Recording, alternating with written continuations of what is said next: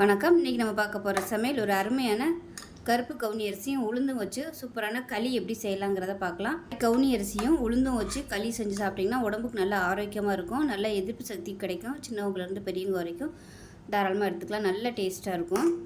எலும்புகள் நல்லா ஸ்ட்ராங்காகும். மூட்டு வலி இடுப்பு வலி உள்ளவங்க இது மாதிரி செஞ்சு சாப்பிடுங்க, சூப்பராக இருக்கும், நல்ல ஆரோக்கியமாகவும் இருக்கும். ஸோ வாங்க அந்த அருமையான கருப்பு கவுனி அரிசி உளுந்து களி எப்படி செய்யலாங்கிறத பார்க்கலாம்.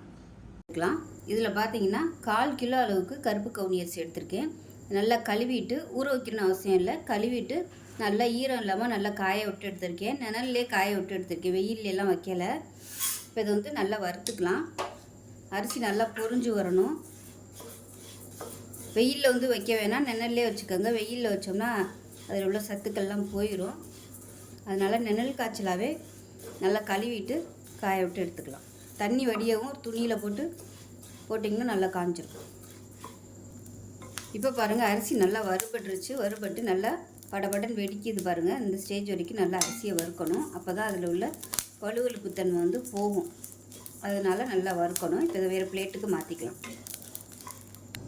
இப்போ 100 கிராம் அளவுக்கு உளுந்து எடுத்திருக்கேன். நான் வெள்ளை உளுந்து தான் எடுத்திருக்கேன். நீங்கள் கருப்பு உளுந்து சேர்க்குறனாலும் சேர்த்துக்கோங்க.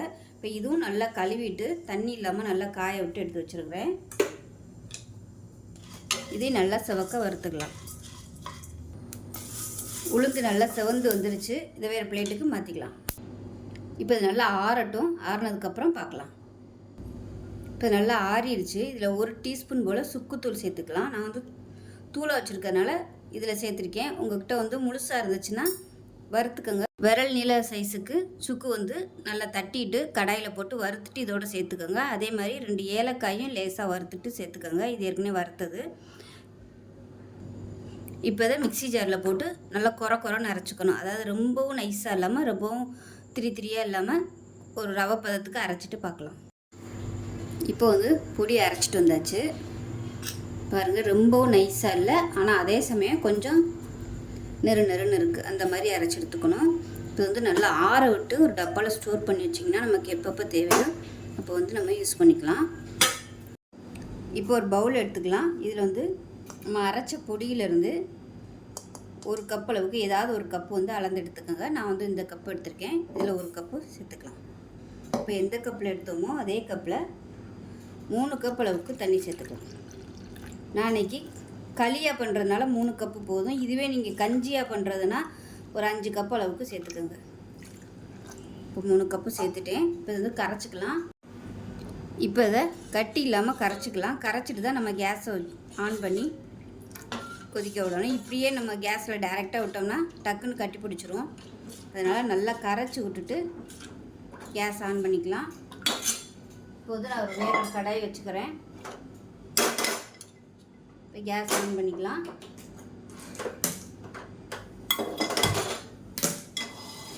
நல்லா இந்த மாதிரி நான்ஸ்டிக்காக வச்சிங்கன்னா உங்களுக்கு நல்லா சூப்பராக வரும் ஒட்டாமல். இப்போ கடாய் நல்லா சூடாயிருச்சு. இப்போ நம்ம கரைச்சி வச்சுருக்கிற இந்த இதை அப்படியே அதில் டேரெக்டாக நம்ம அப்படியே சேர்த்துக்கலாம். நல்லா கலந்து விட்டுக்கோங்க. அடியில் அப்படியே உட்காந்துருக்கும்.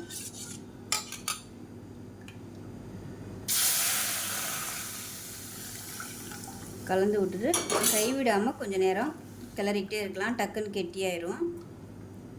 நான் இந்த அடியில் கொஞ்சம் அப்படியே செட்டில் இருக்கிறதுனால கொஞ்சமாக தண்ணி ஊற்றி அதை அப்படியே சேர்த்துக்கிறேன்.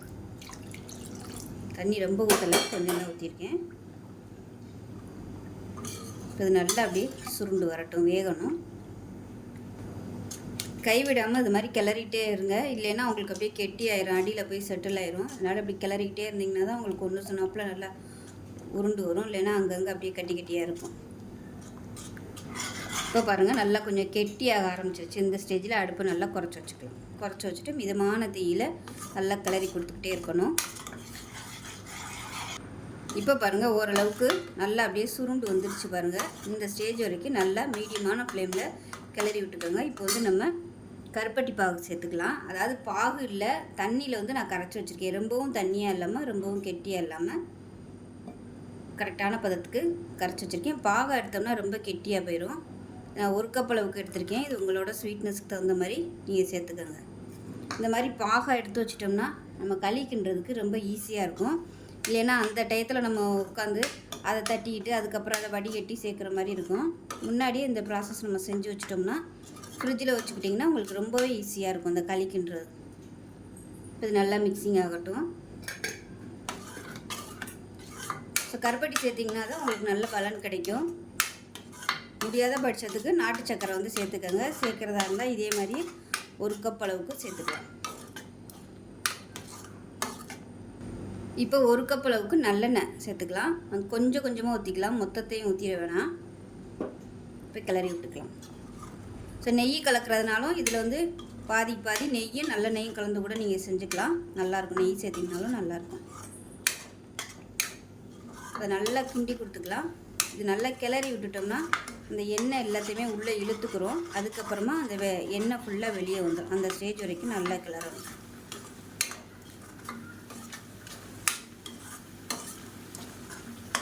இப்போ பாருங்கள், நல்லா எண்ணெய் வந்து உள்ளே இழுத்துருச்சு. அடுப்பு நல்லா மீடியத்தில் வச்சுக்கோங்க. இது நல்லா வெந்து எண்ணெய் தனியாக வரணும். இப்போ மிச்சம் இருக்கிற எண்ணெயும் சேர்த்துக்கலாம்.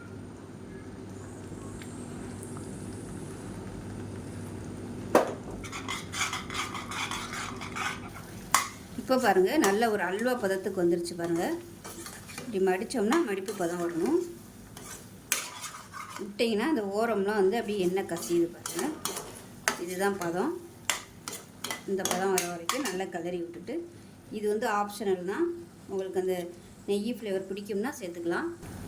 ஏன்னா வெறும் நல்லெண்ணெய் சேர்க்கையில் லைட்டாக கசப்பு தன்மை வரும். அதுக்கு பதிலாக நீங்கள் இந்த நெய் சேர்த்திங்கன்னா நல்லாயிருக்கும். லாஸ்ட்டாக இறக்க போகையில் நெய் சேர்த்துக்கணும். அவ்வளோதான். இப்போ கேஸ் அமர்த்திட்டு சூடாக இருக்கையிலே சாப்பிட்டிங்கன்னா ரொம்பவே சூப்பராக இருக்கும். ஃப்ரிட்ஜில் வச்சாலும் ஒரு 4-5 நாளைக்கு வச்சு சாப்பிட்லாம், ஒன்றுமே ஆகாது. காலையில் வெறும் வயிற்றில் பொம்பளை பிள்ளைகளுக்கு இது மாதிரி செஞ்சு கொடுங்க, ரொம்பவும் நல்லது. வெறும் வயிற்றில் வந்து செஞ்சு சாப்பிடும்போது தான் இதோட சத்து வந்து நல்லா உடம்புல ஏறும். ஸோ அதனால் காலையில் வெறும் வயிற்றில் செஞ்சு கொடுங்க. அல்வா மாதிரி இருக்கும். இது விருப்பப்பட்டால் நீங்கள் எண்ணெய்க்கு பதிலாக ஃபுல்லாக நல்லெண்ணெய் கூட, அதாவது நெய் கூட சேர்த்திங்கன்னா அப்படியே அல்வா மாதிரியே இருக்கும். சூப்பராக இருக்குது பாருங்கள். ஆறுச்சுன்னா நல்லா கெட்டியாக வந்துடும்.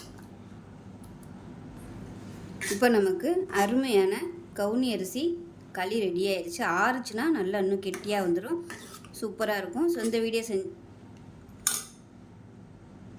இந்த வீடியோ பிடிச்சிச்சின்னா லைக் பண்ணுங்கள், கமெண்ட் பண்ணுங்கள், சேனலை சப்ஸ்கிரைப் பண்ணுங்கள், பக்கத்தில் உள்ள பெல் பட்டனையும் ப்ரெஸ் பண்ணுங்கள். நன்றி.